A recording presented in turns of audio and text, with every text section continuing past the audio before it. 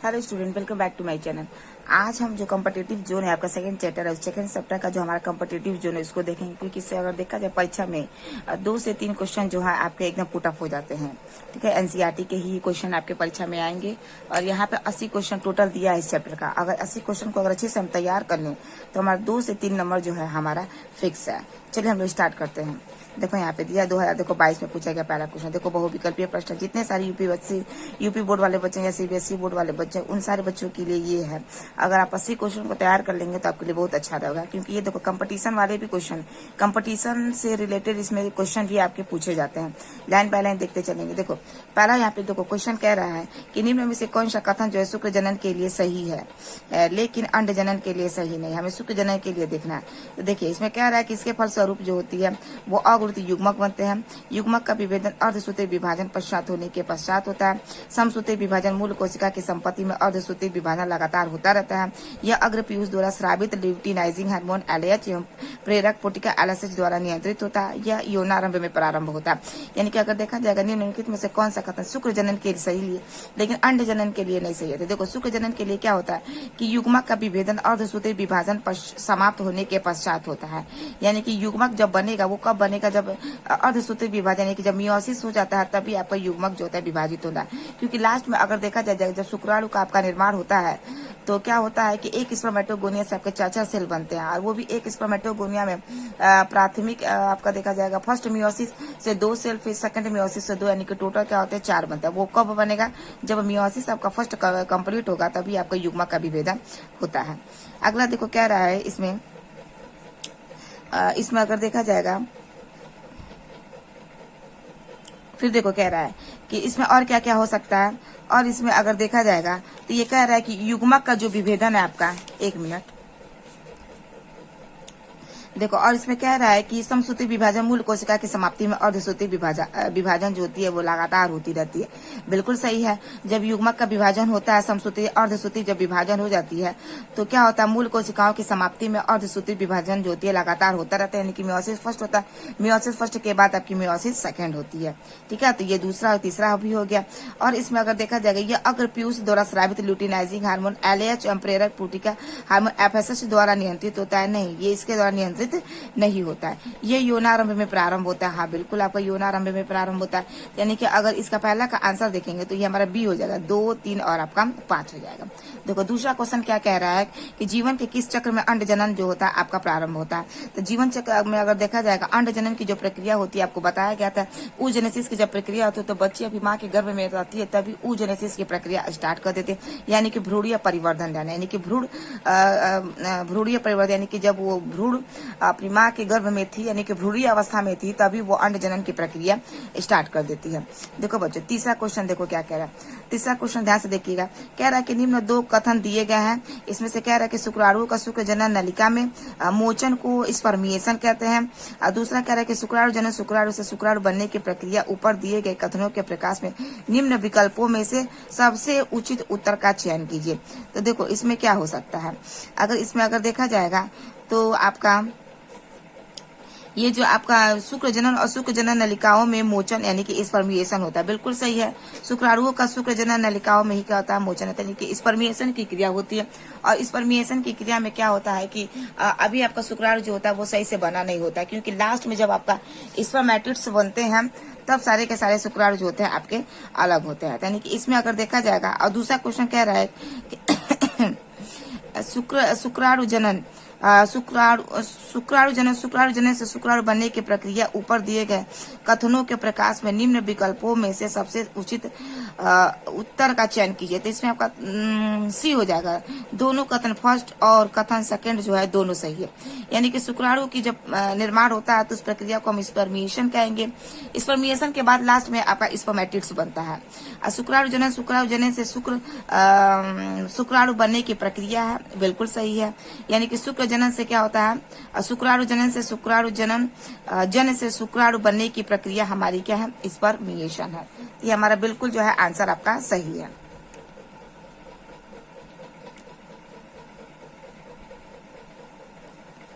अब देखिए तीसरा देखो क्वेश्चन क्या कह रहा है बच्चों। कह रहा है कि कह रहा है कि स्तनधारियों में शुक्राणु जनन के ग्राही कहाँ उपस्थित होते हैं, तो इनके जो ग्राही होती हैं वो जोना पेलुसिडा में इनके उपस्थित होते हैं।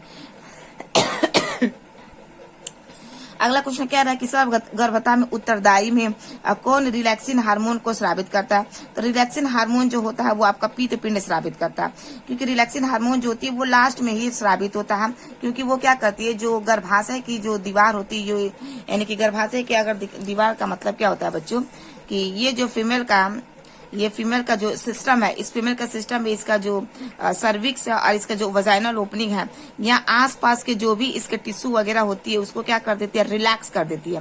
क्या कर देती है, रिलैक्स कर देती है। और रिलैक्स कब करेगी, 9वें महीने में करेगी। तो यही क्या होती है, बॉडी में हमारा 9वें महीने में क्या होता है, रिलैक्सिन हार्मोन निकलता है। यानी कि अगर देखा जाएगा रिलैक्सिन हार्मोन कौन स्रावित कर देगा, तो पीठ पिंड का मतलब होता है आपकी कार्पस लूटियम होती है। चलिए अगला क्वेश्चन इसमें देखा जाए। देखो अगला क्वेश्चन क्या रहा है इसमें, अगला क्वेश्चन क्या रहा है कि निम्न स्तंभों का मिलान कर उचित विकल्पों का चयन करिए, कि माने कौन कौन से आपके मिल सकते हैं।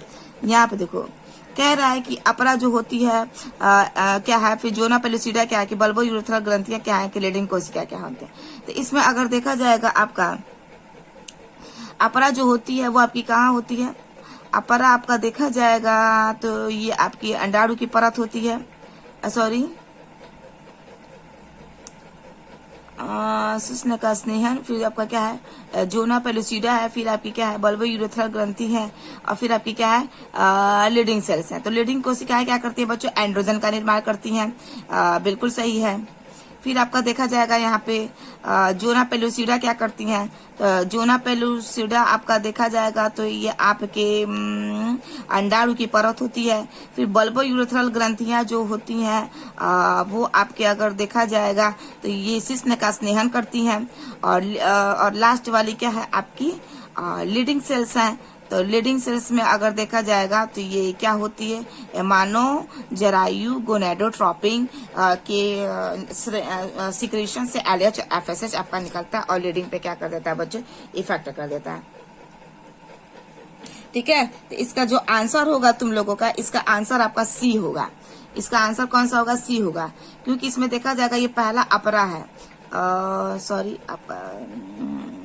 क्या है इसमें आपका अपरा है। ठीक है, तो अपरा जो होती है वो आपकी कहाँ पे होती है, अपरा जो होती है वो हाँ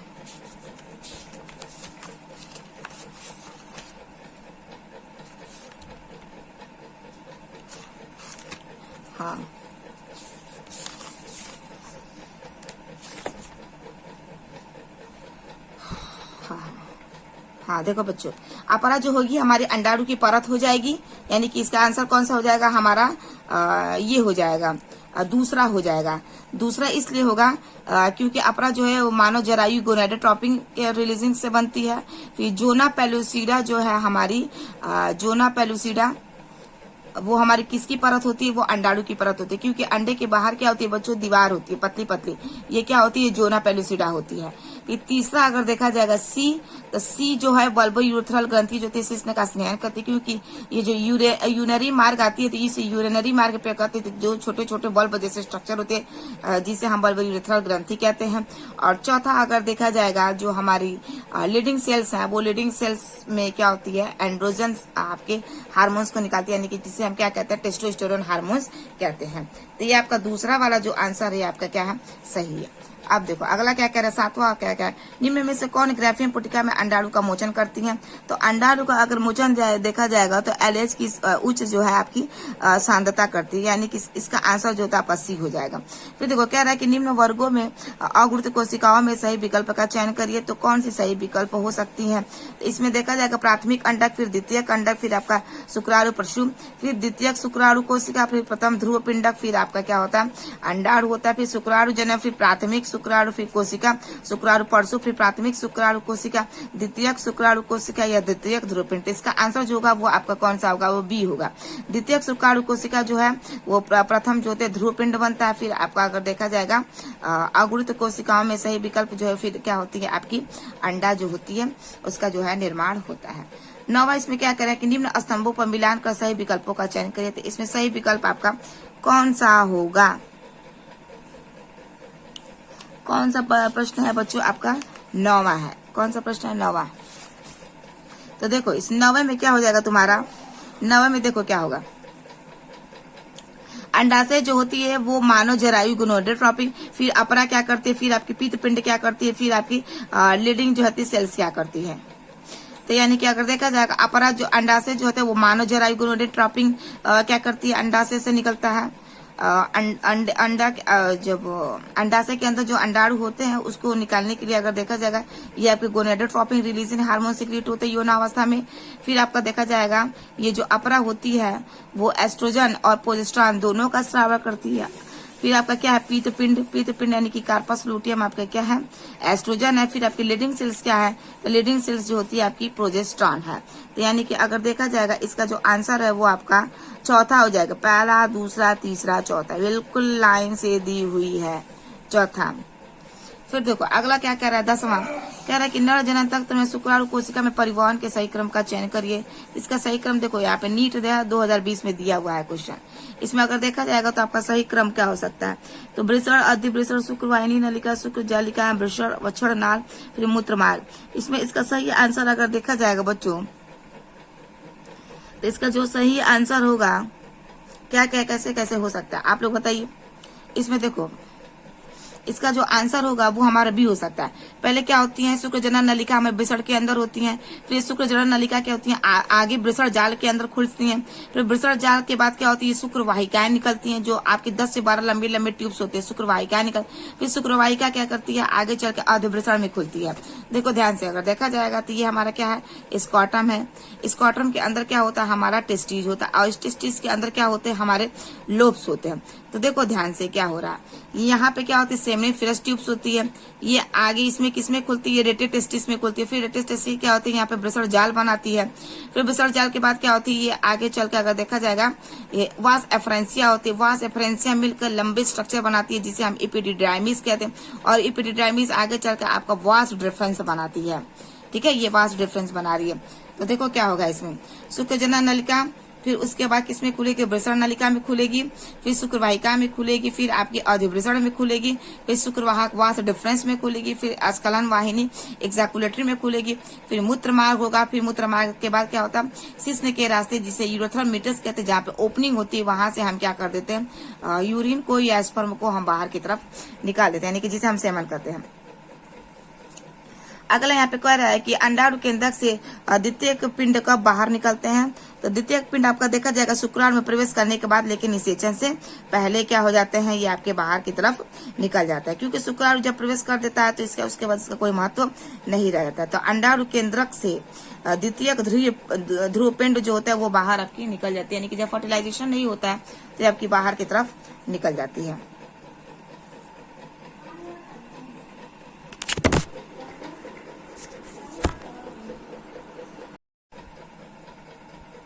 देखो अगला इसमें क्वेश्चन कह रहा है कि सूची फर्स्ट में दिए गए शब्दों को दिए गए मंदों की सूची सेकेंड मंदों में मिलान कीजिए और नीचे दिए गए विकल्पों में से सही विकल्प का चयन करिए। इसमें आपका सही विकल्प जो होता है आपका कौन सा हो सकता है, देखो कौन कौन सा क्या कह रहा है। पहले इसमें कह रहा है कि प्रचुद्धभवन प्रवस्था क्या होती है, श्रावी प्रवस्था क्या होती है, ऋतु प्रवस्था क्या होती है, ऋतुस्राव क्या होता है। तो देखो यहाँ पे क्या क्या हो सकता है, प्रचुद्धभवन प्रवस्था जो होती है वो आपकी पुटिकीय प्रवस्था होती है।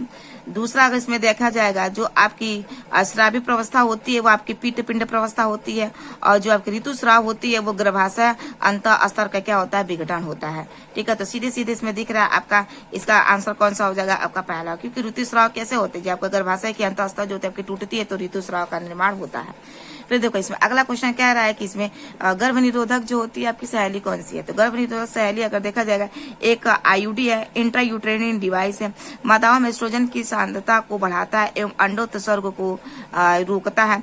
तीसरा कह रहा है कि गर्भाशय में एस्ट्रोजन ग्राही को अवरुद्ध करती है एवं अंडों के रोपण को रोकती है एवं पश्च मैथुन गर्भ निरोधक है। इसका आंसर जो होगा वो तीसरा होगा, गर्भाशय में एस्ट्रोजन ग्राही को क्या करते हैं अवरुद्ध कर देते हैं एवं अंडे के रोपण को रोकते हैं, क्योंकि जो भी हम गर्भ निरोधक गोलियां वगैरह खाते हैं उस वो क्या करता है बॉडी में जब हमारे जाता है तो एस्ट्रोजन और प्रोजेस्टेरोन को लेवल को क्या कर देता है कम कर देता है, और कम करने की वजह से क्या होता है जो हमारा एग होता है वो एग को हमारा एग का हमारा इम्प्लांटेशन नहीं होता, जो गर्भ धारण की संभावना को कम कर देता है।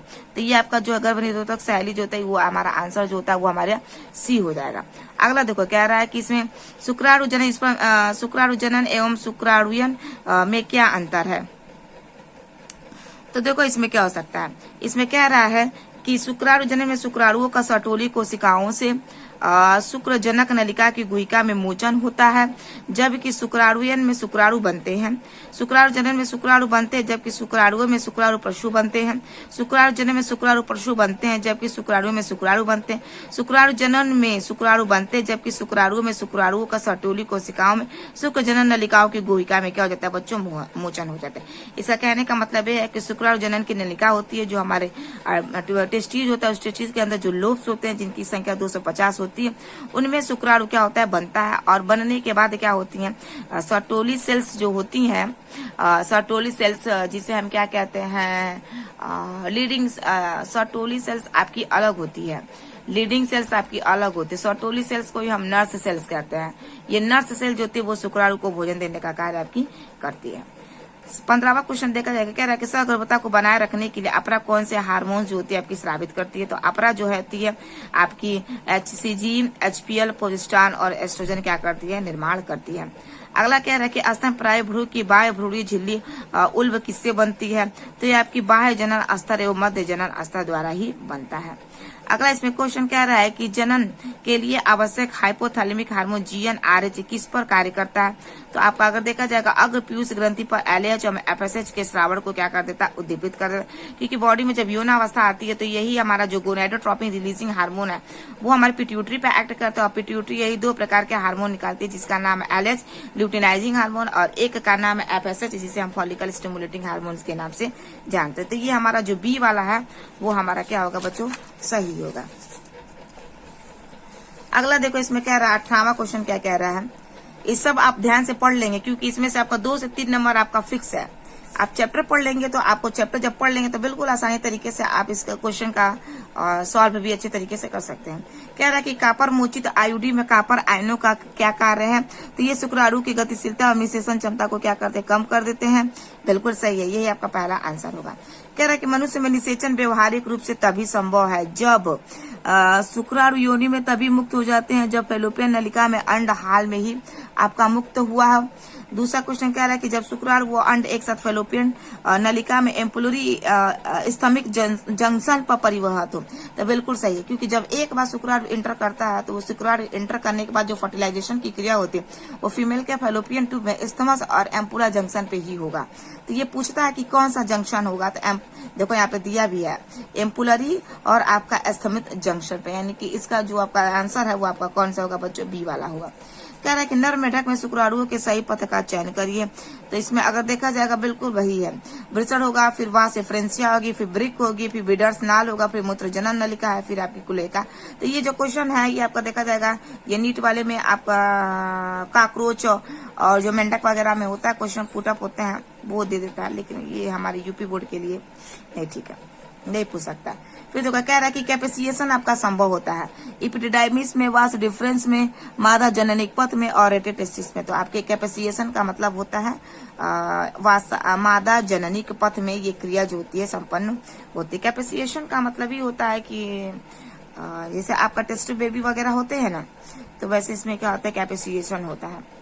मादा जननिक पथ में क्या होता है कि जो शुक्राणु जब अंदर की तरफ प्रवेश करता है तो वो उस एनवायरमेंट में जल्दी घुल नहीं पाता है क्योंकि वहां पे बहुत ज्यादा एसिडिक एनवायरमेंट होता है मादा की योनि में। कह रहा है कि जनन हेतु आवश्यक हाइपोथैलेमिक हार्मोन किस पर कार्य करता है। तो आपका अग्र पिट्यूटरी पर कार्य करेगा और LH FSH को स्रावण के लिए प्रेरित करेगा। 23वां कह रहा है कि स्त्रियों में GnRH की पल्स फ्रीक्वेंसी में बदलाव किसके परिवृत सांद्र द्वारा नियंत्रित होता है। तो ये आपका जो आंसर होगा वो बी होगा, एस्ट्रोजन। और आपका क्या होगा, इनहिबिन। एस्ट्रोजन जो हार्मोन होता है वो आपके ये भी सब यौनावस्था में ही निकलेगा फीमेल के अंदर, और इनहिबिन प्रोटीन जो होती है जब बॉडी में एफएसएच की मात्रा जब ज्यादा हो जाती है तो ये इनहिबिन प्रोटीन जो होती है शुक्राणु बाहर ना निकल जाए उनको पकड़ के रखने का कार्य करती है इनहिबिन प्रोटीन। इनहिबिन के संदर्भ में सही कथन को सही करिए तो अंडाशय की ग्रेनुलोसा कोशिकाओं के द्वारा निर्मित करता है तथा ये एफएसएच के स्राव को क्या कर देता है, संबंधन कर देता है। तो अंडाशय की ग्रेनुलोसा सेल्स होती है, उन्हीं ग्रेनुलोसा सेल्स के द्वारा ही क्या होती है, ये निर्मित होती है। तो आपका ये 24वां क्वेश्चन हो गया बच्चों। 25वां क्वेश्चन देखो कह रहा है कि क्षमतायन जिसमें किसमें बदलाव होने को बताता है, ये निषेचन और पुरुष शुक्राणु में बदलाव को बताता है। फिर 26वां कह रहा है निम्नलिखित में से मानव में प्रसव की क्रिया के आरंभ के लिए एक महत्वपूर्ण घटक नहीं है। तो इसमें अगर देखा जाएगा ये ऑक्सीटोसिन की क्या करता है, निर्मुक्ति करता है। 27वां क्वेश्चन देखो कह रहा है कि युग्मक जनन के दौरान निम्नलिखित में से कौन सी कोशिका सामान्यतः आपकी द्विगुणित होती है। तो शुक्राणु जनन क्या होती है, द्विगुणित होती है। हिस्टेरेक्टोमी में शल्य क्रिया द्वारा किसे काटकर बाहर निकाला जाता है। हिस्टेरेक्टोमी में देखा जाएगा तो गर्भाशय को काटकर बाहर निकालने की क्रिया को हिस्टेरेक्टोमी कहते हैं। कह रहा है कि जन्म से पूर्व लक्षण तकनीक की एमनियोसिंथेसिस में विकसित होकर भ्रूण के गुणसूत्रीय में आनुवंशिक लक्षणों की जांच के लिए किसका उपयोग किया जाता है। इसमें अगर देखा जाएगा इसमें क्या किया जाता है बच्चों, इसमें एमनियोटिक द्रव का परीक्षण करेंगे, कोरियोनिक द्रव का, एमनियोटिक द्रव में उपस्थित कुछ भ्रूणीय कोशिकाओं का। हाँ बिल्कुल सर, एमनियोटिक द्रव को निकालेंगे और एमनियोटिक द्रव में क्या होता है, कुछ सेल्स उपस्थित होते हैं, उन्हीं सेल्स को निकालकर हम भ्रूण को बता सकते हैं कि ये भ्रूण जो है आपका नर है कि आपका मादा है। देखो 30वां क्वेश्चन कह रहा है कि सेमिनल द्रव में शुक्राणु की अनुपस्थिति कहलाती है। तो सेमिनल द्रव में शुक्राणु की अनुपस्थिति क्या होती है, एजुस्पर्मिया। शुक्राणु की कमी को क्या कहते हैं बच्चों, एजुस्पर्मिया कहते हैं। मानव नर में जनन एवं मूत्र प्रणाली की सामान्य वाहिका है। तो आपकी कौन होगी, मूत्र वाहिनी होती है। ये आपकी कॉमन डक्टल है, आपकी मूत्र वाहिनी। कह रहा है कि स्त्री में कार्पस लूटियम का मुख्य क्या निम्नलिखित का स्राव करती है। ये किसका स्राव करती है, कार्पस लूटियम जो होती है आपकी प्रोजेस्टेरॉन होती है, क्योंकि 15 दिन के बाद प्रोजेस्टेरॉन तेजी से रिलीज होता है। उसको रिलीज करने वाला कौन होती है, हमारी कार्पस लूटियम होती है। फिर कार्पस लूटियम धीरे धीरे क्या होती है बच्चों, ये डीजेनरेट हो जाती है। 23वां कह रहा था, 31वां निम्नलिखित में से क्या प्राइमेट्स की आवर्त चक्र से संबंधित नहीं है। तो विनाशी, एस्ट्रस अवस्था, अतिवृद्धि, पश्चपूटक अवस्था और आपकी पीतपिंडीय अवस्था। तो ये जो कि पीतपिंडीय अवस्था ये इससे क्या संबंधित नहीं है। कह रहा है एक सामान्य गर्भवती स्थिति में गोनेडोट्रोपिन सही सक्रियता का वर्णन करने वाले विकल्पों का आप चयन करिए। इसमें आपका सी सही होगा। HCG का उच्च स्तर हो जाता है क्योंकि जैसे इम्प्लांट होता है, इम्प्लांटेशन के 8वें दिन के बाद HCG जो हार्मोन होता है वो तेजी से निकलने लगता है और यही HCG हार्मोन के निकलने की वजह से हम प्रेगनेंसी इसे टेस्ट भी कहते हैं। इसको प्रेगनेंसी किट पे अगर डालेंगे तो HCG का लेवल माने 1 लाइन से 2 लाइन हो जाता है, मतलब ये इंडिकेट करता है कि वो महिला प्रेग्नेंट है। तो एस्ट्रोजन और प्रोजेस्टेरोन का संश्लेषण का उद्दीपन करता है। तो ये आपका 34वां क्वेश्चन हो गया। 35वां क्वेश्चन देखो क्या कह रहा है बच्चों। टोटल 80 क्वेश्चन है, आज हम 50 क्वेश्चन आपका सॉल्व करा दे रहे हैं। 40 to 50 क्वेश्चन सॉल्व करा दे रहे हैं। देखो कह रहे हैं कि निम्नलिखित में से कौन सा कार्य अपरा का नहीं है। तो अपरा का कार्य देखा जाएगा प्रसव के समय ऑक्सीटोसिन का क्या करती है, ये स्राव करता है, ठीक है ना। अपरा का कार्य प्रसव के समय ऑक्सीटोसिन का क्या करता है, स्राव करता है। प्रसव के समय क्या होता है, तेजी से हमारे बॉडी में ऑक्सीटोसिन का स्राव होता है। यानी कि अगर देखा जाएगा बॉडी में 9वें महीने में क्या होता है, ऑक्सीटोसिन जब निकलेगा तभी ये डिलीवरी महिला का तेजी से होगा, जिसे प्रसव कहते हैं, वेदना कहते हैं, लेबर पेन कहते हैं। मेंस्ट्रुअल फ्लो किसकी कमी से होता है। तो मेंस्ट्रुअल फ्लो जो होती है वो आपकी प्रोजेस्टेरॉन की कमी से। जब प्रोजेस्टेरॉन का लेवल जब कम हो जाएगा तो मेंस्ट्रुअल आपका फ्लो होने लगेगा। एक क्रोमोसोम की अनुपस्थिति में शुक्राणु भोजन प्राप्त नहीं कर सकता, अंड भेदन नहीं कर सकता। तो ये आपका कौन सा है, सी, यानी अंड को भेद नहीं सकता।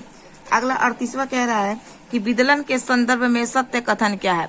तो विदलन के संदर्भ में देखा जाएगा तो ये कोशिका का क्या होता है, आकार जो होती है आपकी घटती जाती है और सेल्स की क्या होती है, बढ़ोतरी होती जाती है। विदलन जो होती है आपकी दूसरी प्रवस्था विदलन ही होता है। क्लीवेज होता है, क्लीवेज के बाद आपका मोरुला होता है, मोरुला के बाद ब्लास्टुला, ब्लास्टुला के बाद गैस्टुला होता है। अगला क्या क्वेश्चन कह रहा है कि मानव शुक्राणु के किस भाग में एंजाइम पाए जाते हैं। तो एंजाइम आपके एक्रोसोम में ही पाए जाते हैं, आगे एक्रोसोम होता है। अंडे में पित्त की मात्रा एवं वितरण के परिवर्तन आपका प्रभावित होता है, वो क्या होता है, विदलन का आपका स्वरूप होता है। कह रहा है कि स्तनधारियों के अंडाशय का कौन सा भाग अंडो उत्सर्ग के पश्चात जो होता है अंतःस्रावी ग्रंथि की भांति कार्य करता है। तो ये आपकी जो ग्राफियन फॉलिकल होती है वो आपकी कार्य करती है। ग्रस्टुला भवन हेतु सर्वाधिक उपयुक्त परिभाषा है कि यह एक प्रक्रिया है जिसमें युग्मनज लार्वा में परिवर्तित हो जाता है। 43वां कह रहा है कि अंडाणु शुक्राणु को निम्नलिखित में से किस भाग पर ग्रहण करता है। तो आपकी सक्रिय ध्रुव पर करता है। एंडोमेट्रियम पाई जाती है, कहाँ पाई जाती है? आपकी गर्भाशय में पाई जाती है। मनुष्य में प्राथमिक स्पर्मेटोसाइट्स में ऑटोसोम गुणसूत्र की संख्या कितनी होती है? तो ऑटोसोम्स जो होती है वो आपकी 44 होती है। एक ऑटोसोम्स होता है और एक आपका क्या होता है? ऑलोसोम्स होता है। तो जो 44 सेट होता है उसे हम ऑटोसोम्स कहते हैं और जो लास्ट के दो गुणसूत्र होते हैं उसे हम ऑलोसोम्स कहते हैं, क्योंकि वो असमजात होते हैं। क्योंकि मेल में अगर देखा जाएगा वाई या फीमेल में क्या होते हैं? एक्स होते हैं। तो एक्स वाई जो होती है वो और असमजात होते हैं, ठीक है। तो उन्हें हम ऑलोसोम्स के नाम से जानेंगे और ऑटोसोम्स जो होती है आपकी समझात होती है।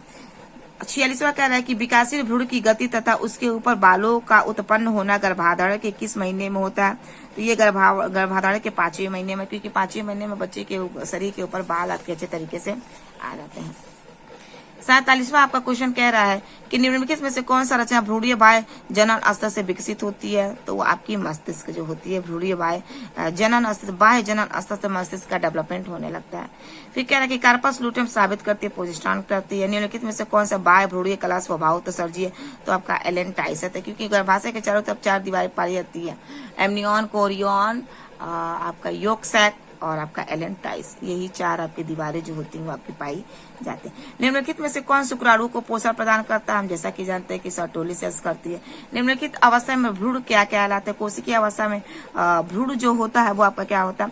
वो ब्लास्टोमियर्स होते हैं। छोटे छोटे जो सेल्स होते हैं ना उन्हें ब्लास्टोमियर्स कहते हैं। मनुष्य में कौन सी बाह्य भ्रूण कला भ्रूण को सूखने से बचाती है? तो आपकी एमनियन जो होती है वो पानी होता है, वो आपकी पानी जो होती है भ्रूण को सूखने से बचाती है। निम्नलिखित में से कौन सा हार्मोन अपरा से स्रावित नहीं होता है? तो आपकी प्रोलैक्टिन होती है। प्रोलैक्टिन हार्मोन अपरा से स्रावित नहीं होती है।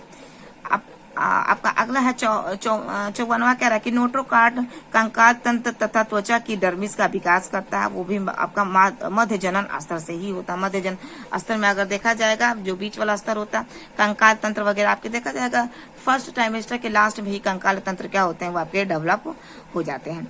अधिवृक्क कॉर्टेक्स विकसित होता है। अधिवृक्क जो होते हैं वो मध्य जनन स्तर से होते हैं, क्योंकि यदि अधिवृक्क कॉर्टेक्स से क्या होती है लास्ट में क्या होता है प्रेगनेंसी जब होने वाली है, कंसीव तो हो जाती है, लेकिन लास्ट में जब डिलीवरी होने वाली होती है तो बॉडी में क्या होते हैं जो बच्चे के जो एड्रेनल ग्लैंड्स होता है वो तेजी से एस्ट्रोजन निकालते हैं और प्रोजेस्टेरॉन को रोक देती है और एस्ट्रोजन जो होती है तेजी से ऑक्सीटोसिन को निकालने के लिए प्रेरित करवाती है। अंडाणु में बाहर से अंदर की ओर स्तनों का निम्नलिखित में से कौन सा क्रम है? तो कोरोना रेडिएटर, जूना पेलुसिटा और लास्ट में क्या होती है आपकी पितक कला होती है। 57 कह रहा है कि एक मासिक चक्र में अंडोत्सर्ग जो होता है वो आपका होता है 14 से 15 दिनों में क्या होता है अंडोत्सर्ग आपका निकल जाता है। फिर कह रहा है कि भ्रूण में होने वाला विभाजन होता है आपका विदलन होता है। निषेचन के दौरान शुक्राणु का वह भाग जो अंडे में प्रवेश करता है वो कौन सा प्रवेश करेगा? शीर्ष, क्योंकि शीर्ष में उसका केंद्रक होता है, जेनेटिक मटेरियल होता है। अंडाशय से निकलने के समय एक अंडे में जो होती है आपकी मोचित होती है। क्या मोचित होगी बच्चों? एक आपका एक्स गुणसूत्र जो होता है वो मोचित होता है। ठीक है बच्चों, तो ये रहा आपका क्वेश्चन। ठीक है ना, थोड़ा सा और 1-2 क्वेश्चन इसमें और देख लेते हैं।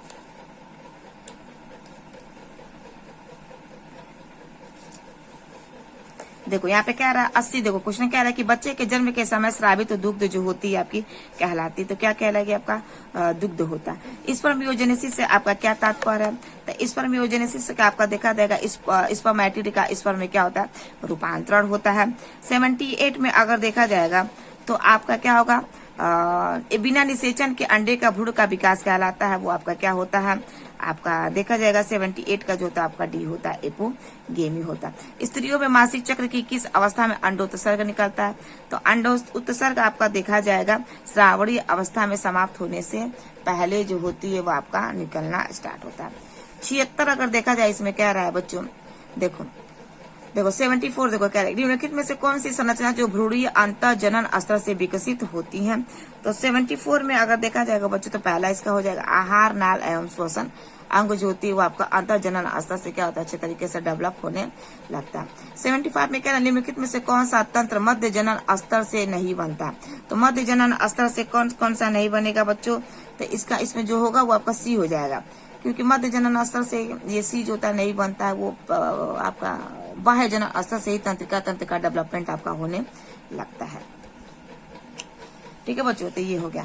फिर देखो कह रहा है 62 में क्या कह रहा है, 62 में कह रहा है कि तंत्रिका तंत्र विकसित होता है, तो तंत्रिका तंत्र आपके 62 का आपका सी हो जाएगा, क्योंकि ये बाह्य जनन स्तर से ही इसका निर्माण जो होता है वो आपका होता है। अंडाणु जनन के दौरान वे घटनाएं रचनाएं जो अंड से अलग होती है वो आपकी क्या कहलाती हैं, तो आपकी पोलर बॉडीज होती है। पोलर बॉडीज आगे चल के खत्म होता है, खुद खत्म हो जाती है। और दूसरा जो होता है आपका सेकेंडरी द्वितीयक अंडा बनता है।